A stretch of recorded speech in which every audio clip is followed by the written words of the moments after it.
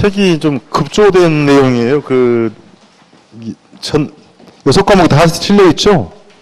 한 3권 안에. 그래서 이걸로 수업을 하기는 좀 제한사항이 있고요.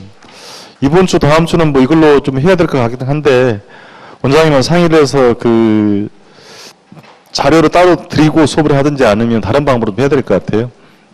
내용이 너무 없어서. 그러니까, 지금 오늘, 내일은, 이번 주, 다음 주 좀 양해를 좀 들으시기 바랍니다. 아시겠죠? 예. 자, 최근 2페이지에 우리가 총론 파트가 나오는데, 예, 1편입니다. 그래서 목차의 8편 중에서 1편의 부동산학 총론을 만나게 됩니다. 앞에서 언급을 하고 왔습니다만 대다수 용어 위주로 되어 있어요. 두 가지로 되어 있습니다. 크게. 첫 번째는 부동산의 개념입니다. 부동산의 개념과 분류라고 되어 있어요.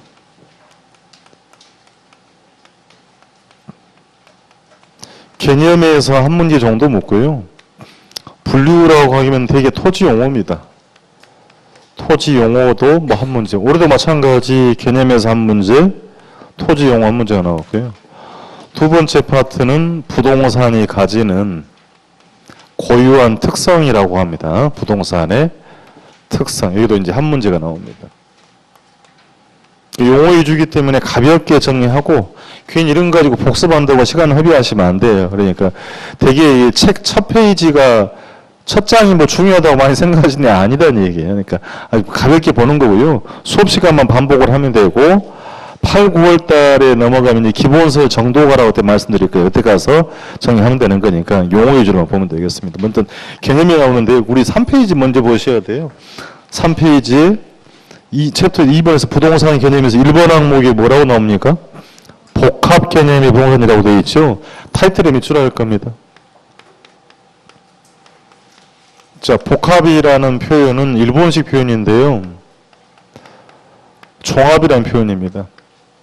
그럼 이게 뭔지 이제 공부를 할 건데, 결론부터 말씀드리면 부동산을 지칭하는 용어가 아닙니다. 부동산을 종합적으로 인식하는, 이해하려는 관점이에요. 그러니까 부동산을 종합적으로 바라봐라, 이해하라는 걸 뭐라고? 한번 읽어보세요. 복합 개념의 부동산 혹은 부동산의 복합 개념이라고 합니다. 부동산은 아니라는 얘기입니다. 부동산을 종합적으로 바라볼 필요가 있다, 이해할 필요가 있다는 건데, 흔히 부동산학에서 세 가지 측면, 3대 측면이라고 합니다. 그 3대 측면을 이제 세 가지를 언급을 할 건데, 첫 번째는 기술적 측면이라고 하고요. 두 번째는 경제적 측면이라고 합니다. 세 번째는 법률 측면이라고 합니다. 이제 용어들을 정리를 해야 될 거니까 기술적이라 하면 앞으로 동료로 쓰면 얘는 또 물리적 측면이라고 합니다. 그럼 이게 무슨 말입니까 하면 눈에 보이는 모습이에요. 그러니까 사람으로 따지면 외형적인 모습은 뭐라고 한다? 기술적이고 물리적 측면이라고 합니다. 예를 들면 부동산이니까 토지를 보면 토지의 지세나 지방, 그러니까 토지의 모양새라는 얘기입니다. 경사하지 않는가, 그러니까 지세나 지방의 건물은 구조, 몇 층 건물이에요? 설계. 자, 이거 외우라는 얘기가 아니고 눈에 보이는 지세, 지방, 구조, 설계 등을 읽어주세요. 뭐라고 한다? 기술적이고 물리적 측면이라 한다는 얘기입니다. 그럼 경제적이라고 표현하고 있으니까 단순하게 쓰면 이거 뭐 돈이 됩니까? 안 됩니까? 가격이나 수익 측면을 말하는 겁니다. 그럼 이제 앞에서 한번 듣고 왔어요. 가격을 결정하는 것은 무엇과 무엇이다?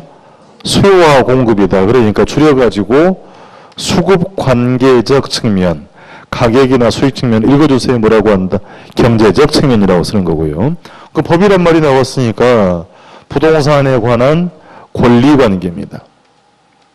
이 부동산이 누구 거예요? 권리관계나 혹은 여러 가지 법적 규제의 측면을 의미하는 겁니다. 자, 그래서 이제 제가 세 가지 정리했으니까 그럼 이게 뭡니까 하면 앞으로 현장 나가서 부동산을 매매하고 거래하고 투자하실 때는 특정한 한 가지만 바라보지 말고 세 가지 측면을 종합적으로 바라보고 이해할 필요가 있다라 한다는 얘기입니다. 아파트 사실 때는 돈이 되겠느냐 안 되느냐는 물론이고 그 아파트의 소유권의 하자가 있는지 없는지 권리관계 깨끗한지도 보시라는 얘기고요. 그 부동산을 보세요. 외형적인 모습도 고려할 필요가 있다 하더라는 얘기입니다. 줄여서 이제 이걸 이렇게 흔히 법경기라고 줄여 이렇게 법경기라고 하는데 외워도 별로 실익은 없어요. 그러니까 기술, 경제, 법률 측면 세 가지 측면을 종합적으로 뭐 하려는 이해하려는 사고 원리를 복합 개념의 부동산 혹은 부동산의 복합 개념이라고 표현합니다. 그러니까 부동산을 말하는 표현이다? 아니다. 부동산을 세 가지를 종합적으로 이해하려는 사고 원리를 복합 개념이라고 표현합니다. 그럼 이제 마저 정리하고 할 거니까 지세, 지반, 구조, 설계는 형태가 있어 없어요? 있어요. 눈에 보이잖아요. 눈에 보이니까 기술적 측면은 유형적 측면이라고 표현하는 거고요. 그러면 가격이나 수익, 권리관계나 규제는 형태가 있어 없어요? 눈에 보이나요? 눈에 보이는 거 아니다. 그럼 두 개 묶어서는 무형 측면이라고 하면 이것도 바꿔서 물어본 적이 있어요. 그러니까 자 부동산의 물리적, 기술적 개념은 유형적 측면에 의한 데 도움을 준다. OX 이렇게 물어보는 겁니다. 그러면 출발하자마자 이 공부를 이걸 왜 합니까? 우리 배경을 좀 아셔야 돼. 이게 첫 번째 시간부터 이걸 공부를 한 건데요. 이 복합 개념은 부동산학을 학문으로 만드는 이론적 근간입니다. 근간이 되고 기초가 되는 거예요. 이 부동산 학이 만들어진 지 얼마 안 됐어요. 1970년대에 초대학자 김영진 교수라는 분이 지금은 돌아가셨습니다만 일본에 가서 부동산학을 연구를 해옵니다. 그래서 이 부동산이라는 용어의 유래도 사실은 우리 순수 국어는 아니라는 얘기예요. 일본식 표현이라는 얘기입니다. 그럼 왜 일본에서 공부를 해왔느냐 하면 1970년대면 그때 태어나신 분도 있고 이후에 태어나신 분도 있겠습니다만 학습으로 알았던 사실입니다만 삼공화국대 시절에 삼공화국대 그러니까 당시에 이제 제 몇 차년도 국토종합개발계획 이걸 만들었어요. 고속도로 새롭게 뚫고 새롭게 신개발하다 보니까 여러 가지 문제가 생깁니다. 그럼 개발을 하면 기본적으로 좋은 것도 있는 건데 안 좋은 것도 있죠. 뭐 어떤 점이 있어요? 땅값이 오르기 시작합니다. 땅값이 오르면 주택 가격도 어떻게 돼요? 오를 수밖에 없다. 그럼 서민들의 주택을 구입하기 부담이 늘어나는 것이 문제가 있는 것이고요. 남개발의 문제, 여기가 사회적인 문제가 많이 발생하더라는 얘기입니다. 그럼 이걸 정책적으로 좀 뒷받침해서 잡을 필요가 있는 건데 학문에 기초가 없다 보니까 초대학자가 일본 가서 공부를 해요. 그럼 부동산학의 원래 유래는 미국에서 나온 학문이고 일본 가서 공부를 해서 국내 부동산학에 접목을 합니다. 그럼 학을 만들고 싶었는데 문제는 기초가 없다 보니까 주변 학문들을 옮겨옵니다. 예를 들면 그러면 이런 것들을 연구한 학문이 뭐가 되겠어요? 대표적으로 토목학이나 건축학, 법학이 될 것이고요. 경제학, 경영학입니다. 그러니까 주변 학문을 끌어오는 관점이 뭐 읽어보세요. 복합 개념이고 그래서 복합 개념의 부동산이라는 게 복합 개념이 부동산학을 만드는 이론적 근간이 되고 기초가 되는 것이기 때문에 앞으로 이 복합 개념은 부동산학 그 전 분야의 광범위하게 다 적용이 됩니다. 그래서 첫 시간에 출발하자마자 공부를 한 거예요. 그러면 저랑 같이 이제 공부할 내용은 이것들을 다 공부를 하는 건 아니고요. 권리관계 주로 민법에서 공부를 할 거고요.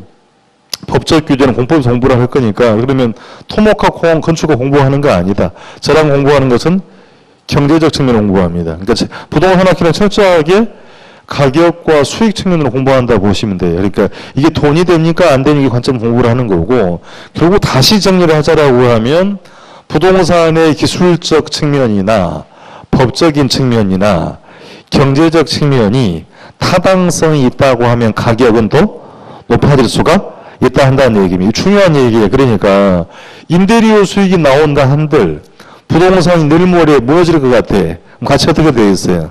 떨어질 수밖에 없습니다. 임대료 수익이 나온다 한들 그 부동산의 권리관계가 하자가 있고 법적 규제가 안 맞다. 불법적이라고 합시다. 그러면 계속적으로 수익이 나오겠어요? 그건 아닐 거라는 얘기입니다. 그러니까 이러고선 이 세 가지를 모두 충족할 때 부동산 가치가 높아질 수가 있다라고 묻고자 하는 것입니다. 솔직히 그러니까 부동산 학교는 어디에 관점을 두고 있다? 경제적 측면의 관점을 두고 있다고 보시면 되고, 이 세 가지를 비교해서 가장 중요한 게 무엇입니까? 라고 묻는다면 당연히 여러분 뭐라고 답하신다? 경제적 측면이 가장 중요하다라고 대응을 해주면 되겠다는 얘기입니다. 그래서 공부하는 배경을 좀 인지를 하셔야 돼. 학문을 만드는 근간이기 때문에 전 분야의 광범위하게 다 적용이 되는 것이고, 가장 중요한 건 뭐다? 경제적 측면을 중시를 하더라는 얘기입니다. 그럼 복합개념 부동산인데 이제 차후에 공부를 할 내용이니까 미리 용어는 좀 구분하고 갑니다. 그럼 제가 실판에 쓰고 있는 복합부동산이라는 표현과는 같은 말 아니죠.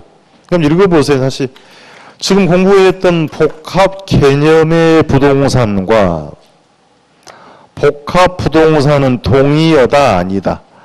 글자 수가 다르잖아요. 같은 말이 아니기 때문에 구분할 수 있느냐라고 문제가 나옵니다. 얘는 2년 전에 출제가 됐던 얘기예요. 얘도 일본식 표현인데 그럼 복합은 뭡니까 하면 우리 이제 나중에 공부를 합니다만 토지하고 건물이라는 것은 법적으로 따지면 각각의 별개의 물건이라는 얘기입니다. 그러니까 복잡하니까 땅을 매매할 때는 지상의 건물도 같이 따라가요?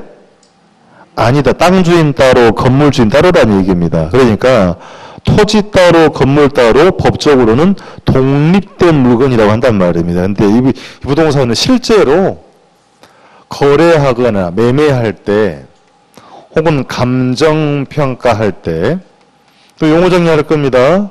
그럼 거래 활동, 감정평가 활동을 묶어가지고요. 이런 것들을 부동산 활동이라고 합니다. 그럼 부동산 활동이 뭐예요? 라고 하면 부동산이 움직인다는 얘기가 아니고요. 사람이 부동산을 대상으로 하는 걸 일부수에 뭐라고 한다? 부동산 활동이다. 그러니까 거래 활동, 감정평가 활동 이런 단어에다가 활동을 붙이면 뭐라고 하고? 부동산 활동이란다는 얘기입니다. 누가 하는 것이라고요? 사람이 한다. 활동을 할 때 따로따로 보지 않고 두 개의 물건을 하나로 묶어서 거래하고 하나로 묶어서 평가하는 경우를 읽어주세요. 뭐라고 합니다. 복합부동산이 아직 불편하니까요. 자, 단독주택입니다. 공동주택인데 공동주택은 불편하니까 아파트 얘기할게요. 자, 대표적으로 아파트가 있습니다. 자, 단독주택은 매매할 때 대지 따로 땅 따로 지상의 주택 따로따로 거래하지 않습니다. 하나로 묶어서 거래한다는 얘기예요. 아파트 하시는 분들 많죠? 아파트 가격을 1년에 한 번씩 정부가 가격을 공시해요. 당신 아파트 가격은 얼마입니다. 공시를 합니다. 그럼 3억입니다. 라고 공시했으면 그 가격 안에는 대지 가격도 포함되어 있다는 얘기입니다. 땅 가격도. 다시 거래하고 평가할 때 따로따로 보지 않고 하나로 묶어서 거래하고 하나로 묶어서 평가하는 경우를 뭐라고 한다? 복합부동산이다. 그러니까 이게 동의어가 아니기 때문에 구분할 수 있어야 된다는 얘기입니다.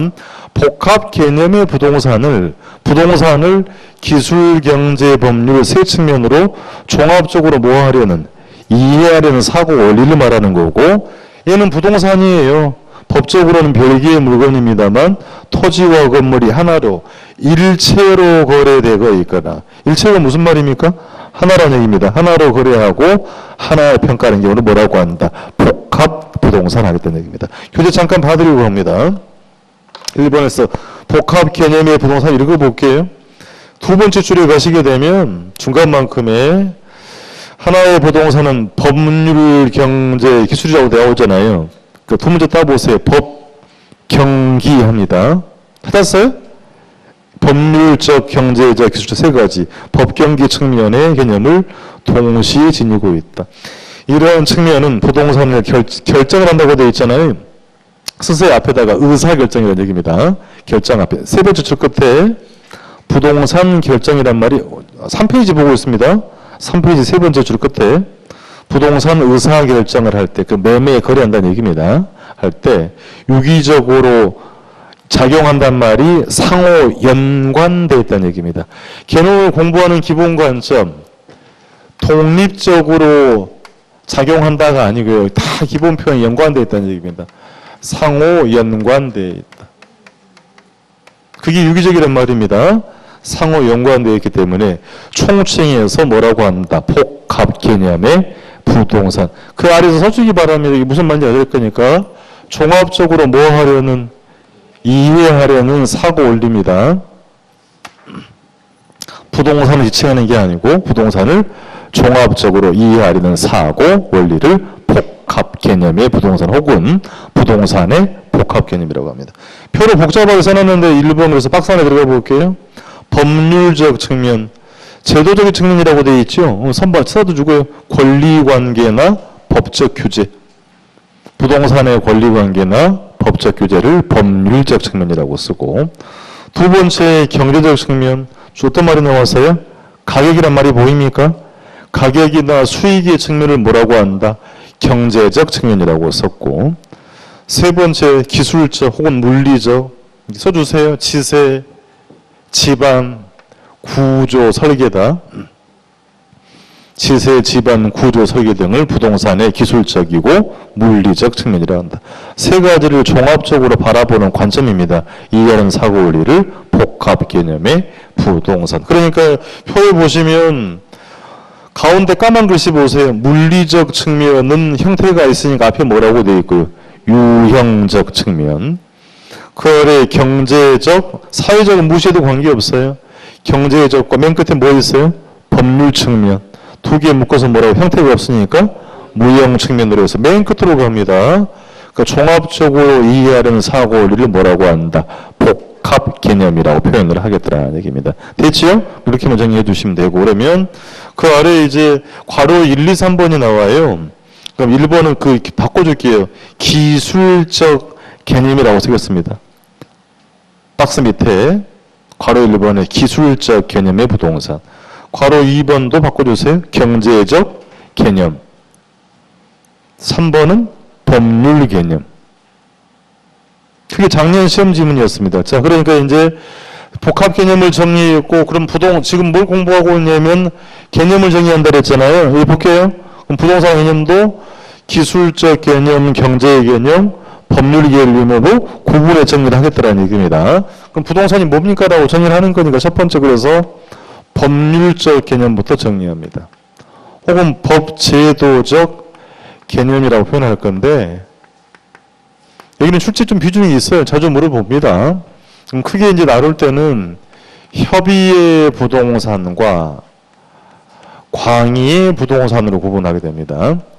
편하게 들으세요. 그럼 협의는 무슨 말이에요? 좁은 의미.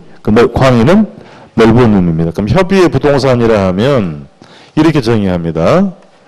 토지 및 그 정착물이다라고 정의합니다. 그럼 이 정의는 어디서 나오는 얘기냐면 민법에서 규정하는 사항이에요. 자, 민법에서 부동산, 들으세요. 민법에서 부동산이라 하면 토지 및 그 뭐다? 정착물을 정의합니다. 그러면 이 정의에 맞지 않는 것은 부동산이다, 아니다? 아니다. 통산이라는 얘기입니다. 민법에서 부동산이라 하면 토지 및 그 뭐다? 정착물이다. 그리고 기본으로 묻는 표현이고 또 등장했어요. 그 외의 물건은 뭐가 된다? 동산이 된다. 그럼 토지는 이제 땅이니까 토지 한 단위를 앞으로 우리는 일필지라고 할 겁니다. 이제 용어 정리로 들어갈 건데, 자동차는 단위를 한 대라고 하죠. 커피는 한 잔, 소주는 한 병 하죠. 다 이렇게 하는 거. 토지도 그러면 한 개를 뭐라고 한다? 필지라고 합니다. 그럼 필지가 뭡니까 하면 토지에 뒤에 언급을 할 건데 지번을 붙여요. 그럼 지번은 또 뭐예요 하면 토지에 번호를 붙인다는 얘기입니다. 그러니까 진북동 10번지 번호 붙여가지고, 그럼 이걸 왜 만들어내는 겁니까 하면 누구 땅이냐라고 명시하는 겁니다. 토지 소유권을 구분하는 토지용어를 뭐라고 한다?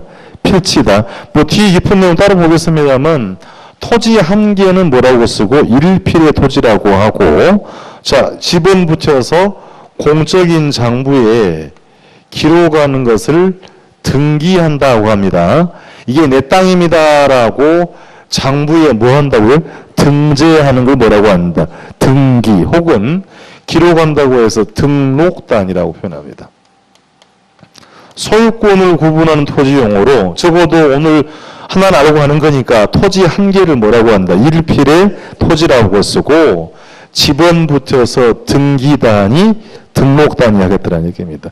그럼 이제 관건은 정착물을 자꾸 시험에 물어요. 그러면 복잡하게 볼 게 아니고 잘 보세요. 자, 민법상 부동산은 토지 및 그 정착물이라고 했지요. 그리고 정의해 놓고 이 정착물은 이제 법률 용어로 정의를 하는 게 아니고 학자들이 따로 구분 정리를 하는 겁니다. 그럼 정착물이 뭐예요 하면 토지에 뭐 되어 있다는 얘기, 정착이 되어 있다는 얘기입니다. 그럼 토지에 계속적으로 항구적으로 같은 말이에요. 부착이 되는 것이 사회 통념상으로 인정이 되고 토지로부터 이동이 되지 않은 물건을 이것에 뭐라고 한다? 정착물이다. 자, 다시 그러니까 제가 이렇게 정의를 내리는 것은 법률상 정의가 아니고 학제적인 정의입니다. 학자들이 정착물이 뭐라고 정의한 거니까 토지에 계속적으로 뭐가 되어 있고 부착이 되어 있고 이동이 되지 않는 물건이다. 그러면 계속적 부착 상태가 아니고 이동이 된다고 하면 정착물이다 아니다? 아니라는 얘기입니다. 그럼 자 예를 들면 토지 위에 건물 있죠? 건물은 정착물이 아니에요. 요거 정의 보고 읽으세요. 토지 부착되어 있잖아요. 정착물입니다.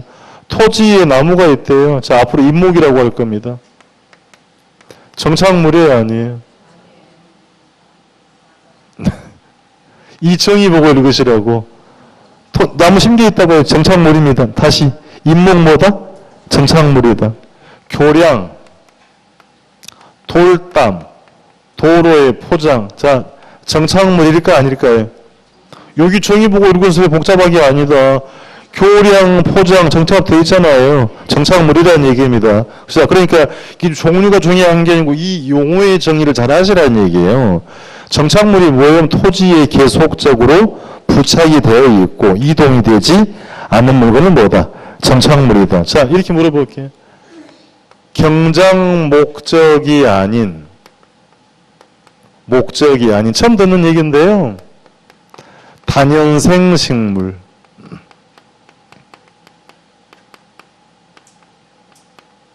정착물일까 아닐까요? 토지에 정착돼 있어요. 정착물이다 아니다? 경작 목적 아닌가 아무 관계 없어요. 토지에 뭐 돼 있다? 정착이 돼야 돼요. 정착물입니다. 그럼 이렇게 물어볼게요. 자, 사과가 여기 열려 있어요. 사과나무예요. 사과나무 정착물이라고 그랬죠? 그러면 사과 정착물일까 아닐까요? 아직 수확 안 했는데 정착물입니다. 그러니까 이 종류가 중요한 게 아니고 이 정의 물어볼게요. 얘를 수확해버렸어요. 수확. 그럼 경작 수확물이라고 해버리면 토지로부터 분리가 돼버렸죠. 그럼 정착물이다 아니다? 아니라는 얘기입니다. 그러니까 그 기본 정의가 중요하다는 얘기예요. 종류는 다 나중에 공부를 할 거니까 토지의 계속적 항구적 부착이 인정이 되고 이동이 되지 않는 물건은 뭐라고 한다? 정착물이다. 그러면 경작 수확물은 토지로부터 분리가 됐으니까 정착물에 해당하지 않는다. 작년에 올해 물어본 거 정착물은 자 건물은 앞으로 등기합니다. 등기한다는 얘기는 법적으로 별개의 물건이라는 얘기예요. 그러니까 이렇게 다시 물어볼게요. 땅을 팔 때 지상인 건물의 소유권이 뒤따라갑니까? 땅을 매매하면 건물도 뒤따라가냐고요. 그건 아니다. 그러니까 토지와 별개의 물건은 독립된 정착물이라고 쓰고요. 그럼 이렇게 교량이나 돌 포장은 등기하지 않아요. 장부에 기록하지 않는다는 얘기입니다.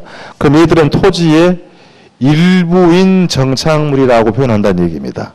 작년에 올해 이거 물어봤다. 그러니까 독립되는 것도 있고 뭣도 있다? 일부. 자, 다시 독립이 무슨 말이다? 별개의 물건. 땅 팔 때 소유권 뒤따라가지 않는 것. 별개로 보는 거고 소유권 뒤따라가는 건 뭐라고 합니다? 일부 있는 것도 있다라고 하는 겁니다. 그러니까 그건 차후에 할 내용이어도요. 처음에 공부 관점을 잘 잡고 들어가시라.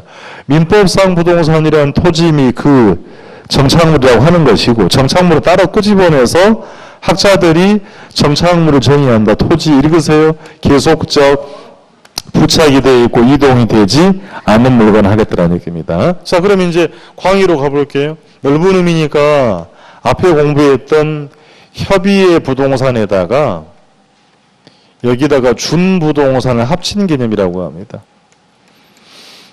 그럼 용어도 정의해 봅시다. 부동산에 준에 취급한다는 얘기예요. 부동산에 준하여 의제한다는 얘기는 부동산처럼 간주하겠다는 얘기입니다. 그러니까 대표적으로 자동차가 있어요. 자동차, 항공기, 선박 등이 있는데 그럼 자동차는 민법상 부동산이에요? 아니에요? 민법상 부동산은 다시 토지 및 그 정착물 이외의 물건 전부 동산이라고 했잖아요. 얘들은 민법상 부동산이다? 아니다? 아니다. 근데 부동산에 준하여 취급한다는 얘기는 자동차에 내 거라고 표기 어떻게 해요? 이름 써놔요? 자동차 등록대장이 있죠? 그러니까 동산인데 부동산처럼 등록을 해서 부동산처럼 흉내낸다고 해서 읽으세요. 뭐라고 한다?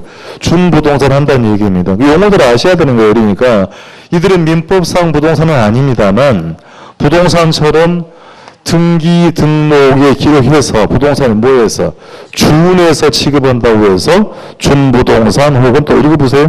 의제부동산이다라고 표현한다는 얘기입니다. 그러니까 광의의 부동산 읽어봅시다. 협의의 부동산에 뭐 포함했다? 준부동산. 그럼 왜 하는 겁니까? 하면 물어볼게요. 그러면 얘들은 부동산 학의 연구 대상이 될까요? 안 될까요? 아직 공부를 안 했으니까 제가 던져보는 겁니다. 연구 대상 아니면 공부는 또 왜 하겠습니까? 연구 대상이 돼요. 시험에 그러니까 얘들은 부동산학의 연구 대상도 되고 뒤에 언급이 됩니다만 전부 다 감정평가의 대상이 됩니다. 그러니까 인간이나 하는 활동을 읽어보세요. 뭐라고 했다? 부동산 활동. 이들도 부동산 활동의 대상이 되고 부동산학이 연구 대상이 된다라고 하는 것입니다. 그러니까 지금은 가볍게 보고 가는 거예요. 그러니까 자, 그러면 물어봅시다. 자동차, 항공기, 선박은 기술, 경제, 법률 세 가지로 나누면 무슨 개념이에요? 지금 무슨 공부하고 있는데 법률 개념. 권리관계를 장부에다가 뭐 했다? 등기 등록. 권리관계를 명시했으니까 법률 개념입니다. 경제적 개념이라고 하시면 안 된다는 얘기예요. 근데 사실 이들은 권리관계를 장부에다가 등기 등록했지요. 권리관계를 명시하는 게 무슨 개념이다? 이렇게 구분을 하는 겁니다. 그러니까 시험에 이렇게 묻는 거예요. 협의의 부동산과 광의 이렇게 구분하는 것은 기술적 경제가 아니고 뭐다? 법률적 개념이다라고 하는 겁니다. 그러면 이제 여기서 여러분이 만나고 있는 것들은 다음 주 가면 전혀 안 나옵니다. 딱 여기 파트에서만 물어보는 거야. 그 용어 정리. 그러니까 개론은 다 연계성 가지고 하는 건 아니고 여기에서는 이것만 가지고 물어보기 때문에 용어 정리만 잘 해두고 가야 아시겠죠? 기호식 관계는 없는 거예요. 그러니까 공부 관점은 민법상 부동산이고 권리관계를 명시했으니까 법, 경기로 구분하면 무슨 개념이다? 법률적 개념으로 구분합니다. 그거 하나 정리하신 겁니다. 그러니까 여러분 책이 너무 간단하게 되어 있어요. 그러니까 맨 끝에 괄호 3번 법률 개념이 나와 있죠? 협의의 부동산은 토지 및 그 뭐다? 정착물. 정착물 딱 동그라미 치고 써봅시다.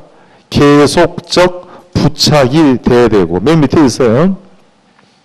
이동이 되지 않는 물건을 뭐라고 한다? 정착물이다. 그 정의는 필요한 겁니다. 토지의 계속적 부착 상태가 인정이 되고 이동이 되지 않은 것을 정착물이다. 거기다가 밑에 그럼 준부동산 보입니까? 그럼 준부동산은 써보고 가요. 자동차, 항공기, 선박 등. 그들은 민법상 부동산입니까? 아닙니까?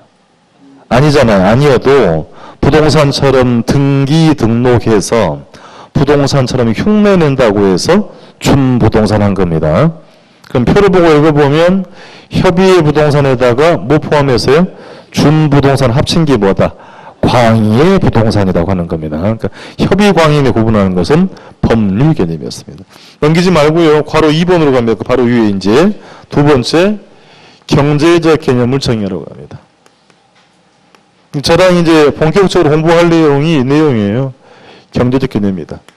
크게 이제 써보면 이런 겁니다. 부동산을 생산의 관점에서 소비, 교환, 분배,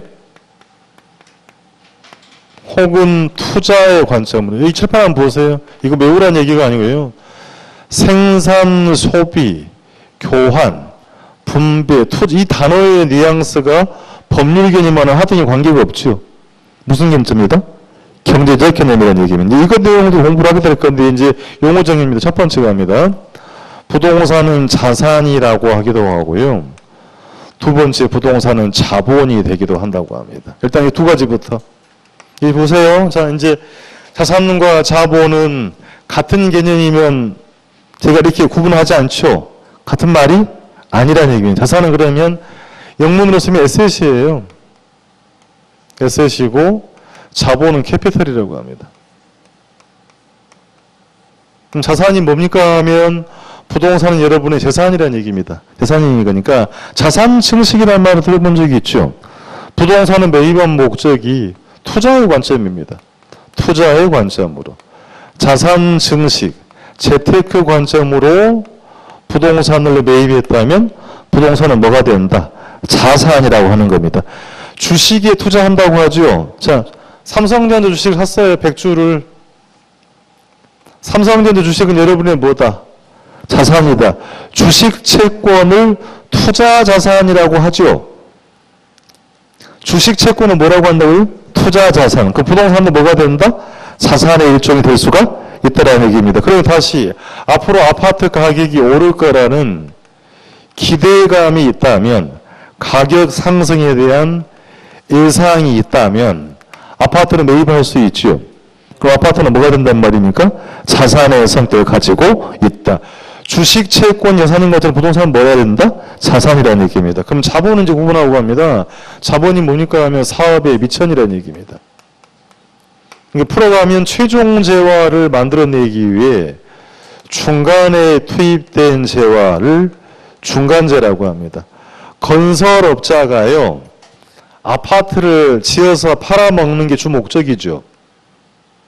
건설업자는 이 주택을 지어서 팔아먹는 게 목적이잖아요. 그럼 아파트를 생산하기 위해서는 중간에 토지가 필요하지요. 그 토지를 중간재라고, 토지를 뭐라고 한다? 자본이라 한다는 얘기입니다. 용어를 함부로 쓰면 안 돼요. 그러니까 다시 공급자가, 건설업자가 아파트를 생산하기 위해 중간에 투입된 재화를 뭐라고 한다? 중간재. 중간재 토지는 뭐라고 한다는 얘기예요? 자본이다. 그러니까 이게 구분하라고 아직 시험을 낸 적은 없습니다만 같은 표현은 아니란 얘기예요. 그러니까 자산은 투자의 목적으로 혹은 뭐다? 재테크 관점으로 매입한 건 자산. 최종 재화, 아파트를 생산하기 위해 중간에 투입된 재화는 뭐라고 한다? 자본이라 하더라도 용어는 구분하고 가는 겁니다. 다시 건설업자가요, 아파트를 지어내기 위해서는 뭐가 필요하다고요?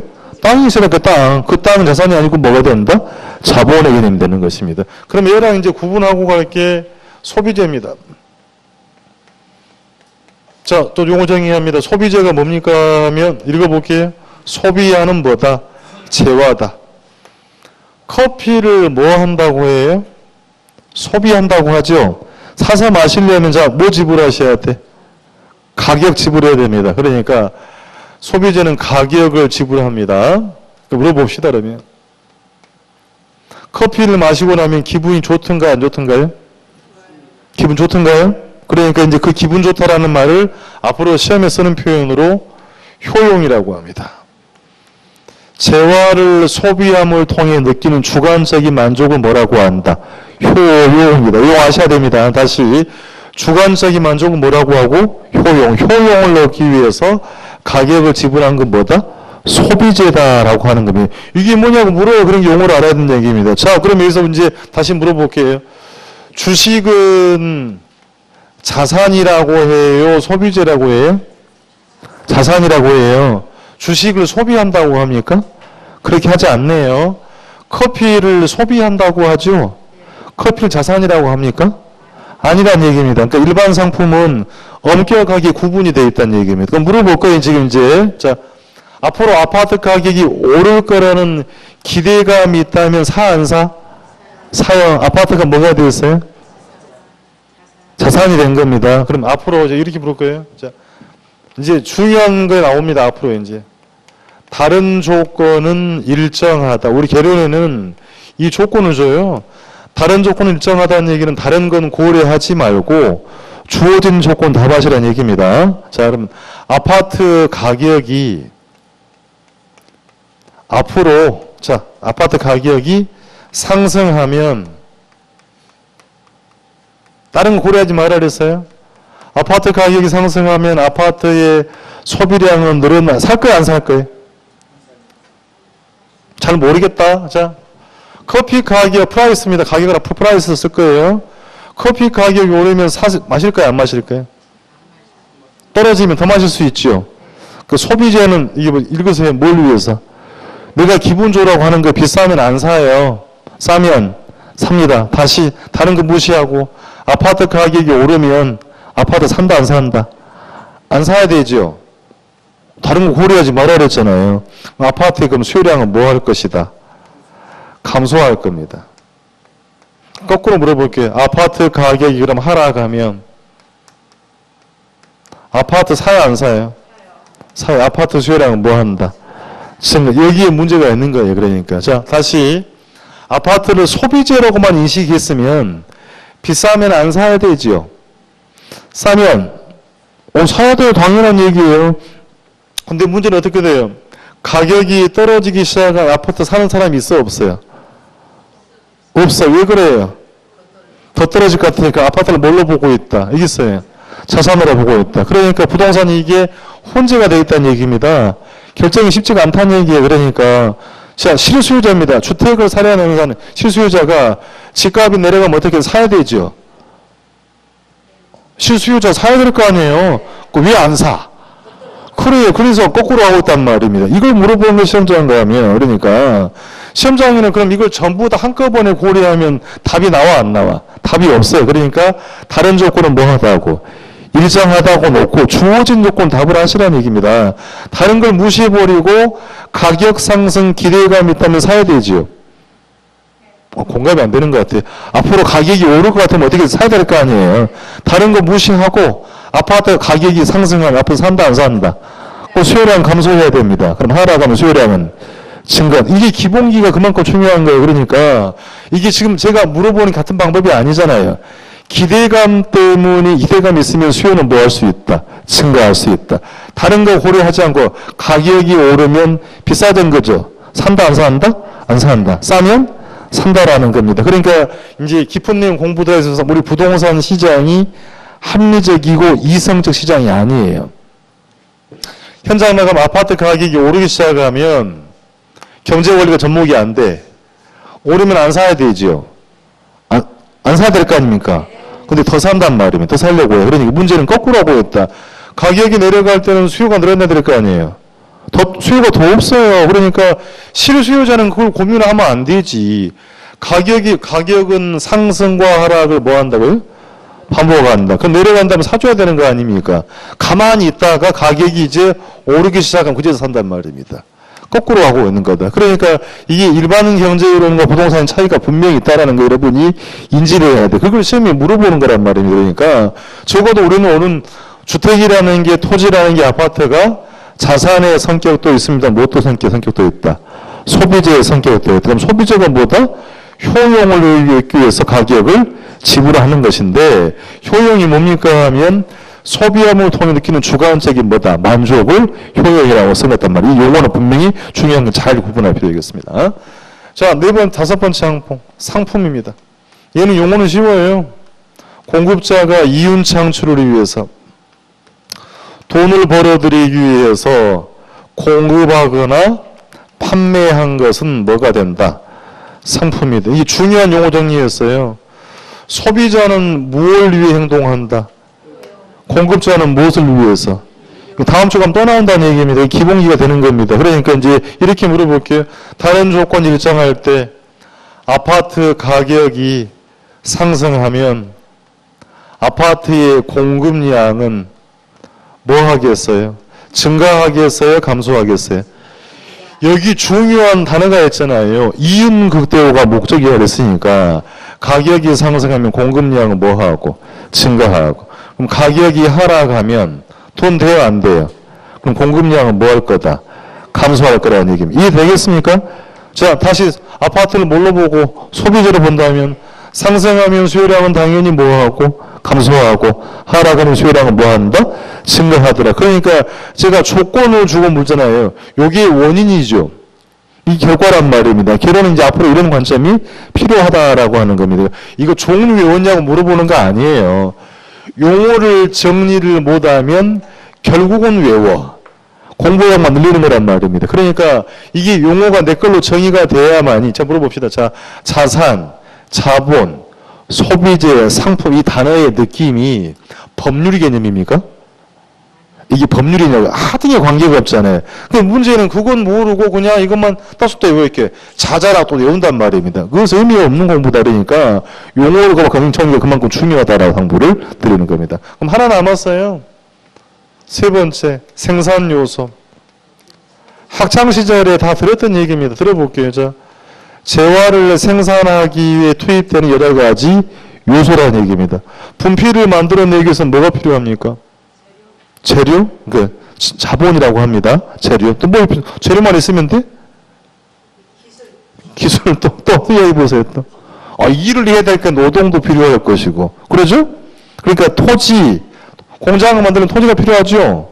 토지, 자본, 노동. 학창시절 이걸 생산의 3대 요소라고 들어본 적이 있어요. 그러니까 재화를 생산하기에 투입되는 여러 가지 요소는 뭐라고 한다? 생산 요소다. 그럼 다시 토지는 뭐가 될 수 있다?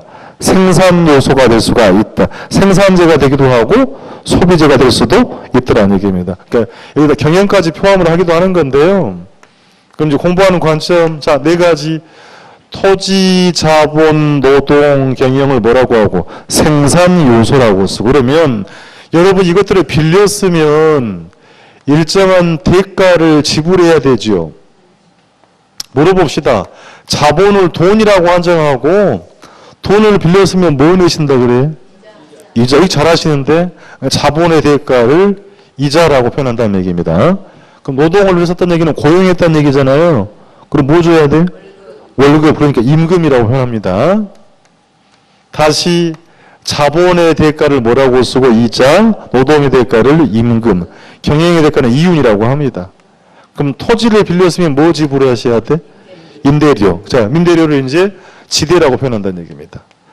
지대, 토지 사용 수익 대가를 지대라고 합니다. 이렇게 민법 시간에 앞으로 지료라고 공부를 할 거고 토지 임대료란 얘기고요. 개론은 주로 지대라고 합니다. 그러니까 다시 이거 외우는 게 아니고 4가지를 생산 요소라고 쓰고 밑에 4가지는 뭐라고 쓰고 생산 요소에 대한 대가라고 표현한다는 얘기예요. 그러니까 토지 사용 수익 대가는 뭐라고 한다? 지대, 자본의 대가는 이자, 노동의 대가는 임금이라 한다는 얘기입니다. 그러면 우리가 공부하는 건 부동산이니 이제 차이를 한번 따져볼게요. 자, 자본, 노동, 경영은 다른 곳에서 이 대가를 더 많이 지불합니다라고 하면 더 드릴게요 하면 그러니까 다시 이자, 임금을 더 드릴게요 하면 이들은 다 옮겨갈 수 있죠. 또 고민이 필요하신가 보네. 임금을 더 많이 주면 노동이 옮겨갈 수 있잖아요. 자, 국내 시장 금리 이자율 2%, 미국 시장 금리 3%. 돈은 이동이 돼야 안 돼? 돼요. 그러면 더 많은 데로 옮겨갈 수 있죠. 가능하단 말입니다. 자본은 돈 이동이 가능하다는 얘기예요. 그러면 미국 시장에서 임대료를 더 준다고 합시다. 땅 들고 가져갈 수 있어 없어요? 또 고민이 필요해요? 효자동에 여러분 땅이 있어요. 서신동이 있습니다. 서신동에서 임대료를 더 준다고 합니다. 이 토지를 들어서 가져갈 수 있어 없어요? 이게 돼 안 돼? 안 된단 말이에요. 그러니까 토지는 이동이 불가능하다. 아까 한번 듣고 왔어요. 토지는 동성의 특성이 있다고 합니다. 위치가 이동이 안 된다는 얘기예요. 그러니까 토지는 수동적 생산 요소라고 표현한다는 얘기입니다. 나머지는 움직이니까 뭐라고 하면 되고 능동적인데 토지는 뭐다? 수동적이다. 그러니까 정부하는 관점이 나와요. 그러니까 자 다른 곳에서 임대료 더 줘도 가격 올라도 옮겨갈 수 있다 없다? 없다. 그러니까 위치가 달라지면 지역의 환경이 달라지면 가격 또한 달라진다라는 걸 지금 만나고 있는 것입니다. 이해가 되겠어요? 그러니까 같은 날짜에 같은 시점에 아파트의 분양 원가가 똑같이 3억 원, 3억 원이어도 이게 분양 원가예요. 그러면 5년 뒤에 똑같이 3억이란 가격이 형성이 돼요? 그렇지 않죠. 어느 지역은 발전하기도 어느 지역은 쇠퇴하기도 한단 말입니다. 지역의 환경이 달라지면 가격 또한 달라지는 문제가 있다. 그러니까 그것들을 전혀 고려하지 않고 매수 매도한다는 건 말이 안 되는 얘기예요. 그러니까 여러분이 느끼고 있는 건 뭐냐면 가격을 결정하는 건 뭐라고 해서 수요 공급이라고 했잖아요. 그 수요 공급에 영향을 주는 수많은 요인들이 있다는 얘기예요. 편협된 단 한 가지 사실만으로 판단해서는 안 된다라는 겁니다. 종합적인 사고가 필요하다라고 당부를 드린 사항이었어요. 아시겠죠? 이제 이런 걸 우리가 공부를 하게 된다 그래서 세부적인 내용을 차후에 한다 하더라도 읽어보고 합시다. 부동산은 자산이고 자본이고 읽어보세요. 생산 요소, 소비재, 상품 이렇게 정리하는 것은 무슨 개념? 경제 개념. 두 문제 따서 외울 내용이 아니고요.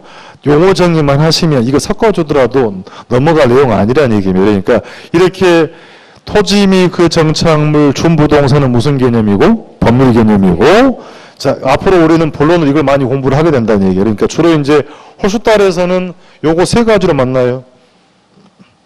3, 4, 5번은 홀수달에 1번, 2번 짝수달이 만나게 되는 것이니까 그래서 당장 다음 주는 또 나옵니다. 소비재가 뭐예요 하면 효용을 얻기 위해서 가격을 지불하는 재화. 그렇습니까? 상품이 뭐예요 하면 공급자가 뭐하는 수단? 이윤 창출을 위해서 공급 판매하는 게 뭐다? 상품의 개념이 되는 것입니다. 물론 그러면 마지막에 하나 더 있긴 해요. 자, 마지막에 기술적이고 물리적 개념은 잘 안 물어보는데 소개를 해드리면 눈에 보이는 공간, 눈에 보이는 부동산의 위치, 눈에 보이는 자연이나 환경 등을 말합니다. 이것도 암기하는 거 아니고요. 자, 이걸 세 개를 섞어봅시다. 법률 개념, 경제 개념, 무슨 개념이에요? 물리적 개념 섞어주고 이런 식의 문제가 나온 적이 있어요. 다음 중 부동산의 경제적 개념에 해당하지 않는 것 1번, 2번, 3번, 4번, 5번 자동차 정답. 이거 무슨 개념? 법률. 이거 시험 문제라고 내요. 다음 중 경제 개념 아닌 것 1번, 2번, 3번, 4번, 5번 공간. 정답 몇 번? 5번. 이거 시험 문제로 낸단 말이에요. 쉬운 문제 많다. 그러니까 너무 겁내하지 말고요.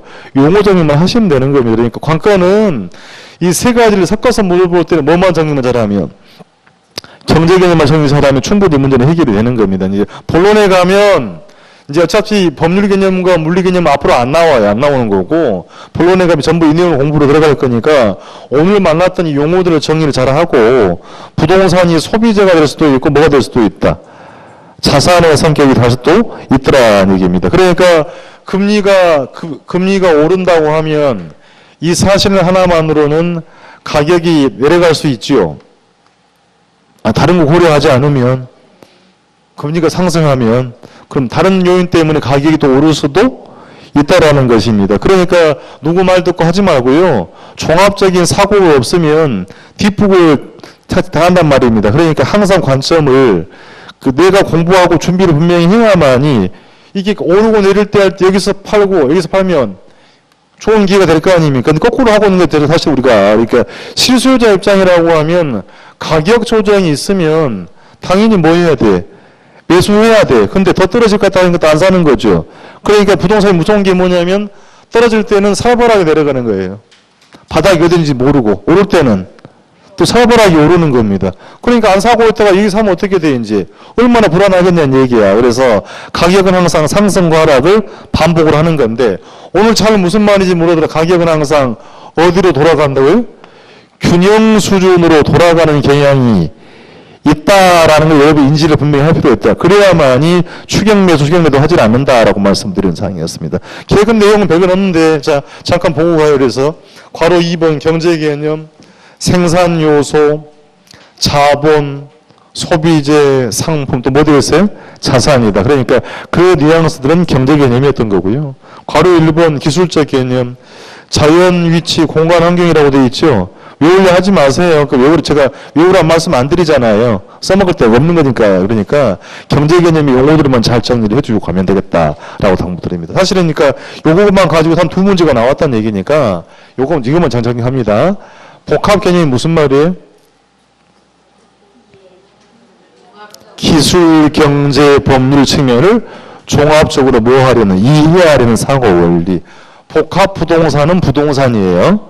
토지와 건물이 별개의 물건이긴 했으나 실제로 거래하고 평가할 때 하나로 일체로 보는 게 뭐다? 복합 부동산. 단독주택, 공동주택은 대지 따로 건물 따로 거래하지 하나로 묶어서 거래, 하나로 묶어서 평가한다는 표현이었고, 개념을 법률 개념, 경제 개념, 물 개념 구분했습니다만 협의의 부동산이란 토지 및 그 정착물, 민법상 부동산, 그렇습니까? 이 위의 물건은 다 뭐다? 동산이다. 자동차, 항공기, 선박 등은 민법상 부동산은 아니죠. 부동산처럼 등기 등록에서 부동산처럼 흉낸다고 해서 뭐라고 한다? 준부동산, 의제부동산. 민법상 부동산이고 권리관계에 명시했으니까 무슨 개념? 법률 개념. 부동산은 자산이고 자본이고 생산요소, 소비재, 상품이 되기도 한다. 무슨 개념? 경제 개념.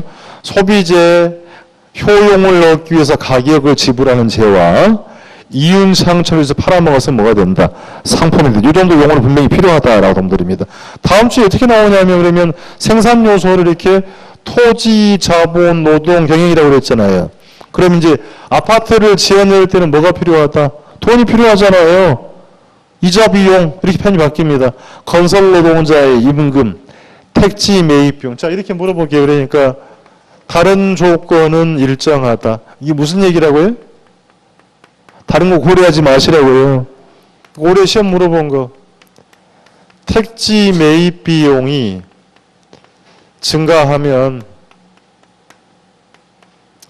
주택의 공급은 증가한다, 감소한다. 공급자의 비용이 늘어났잖아요. 그럼 공급은 당연히 뭐 한다? 이렇게 시험을 묻는 거란 말입니다. 그러니까 그걸 다 섞어서 내면 답이 안 나오기 때문에 주어진 조건만 가지고 물어보잖아요. 택지 매입 비용 늘어나면 공급자의 비용이 늘어났지요. 주택의 공급은 뭐 한다? 감소. 이렇게 공부를 하게 돼요. 그렇기 때문에 용어가 그만큼 중요했다라고 말씀드렸던 거였습니다. 자, 거기까지 보고요. 쉬었다 가겠습니다.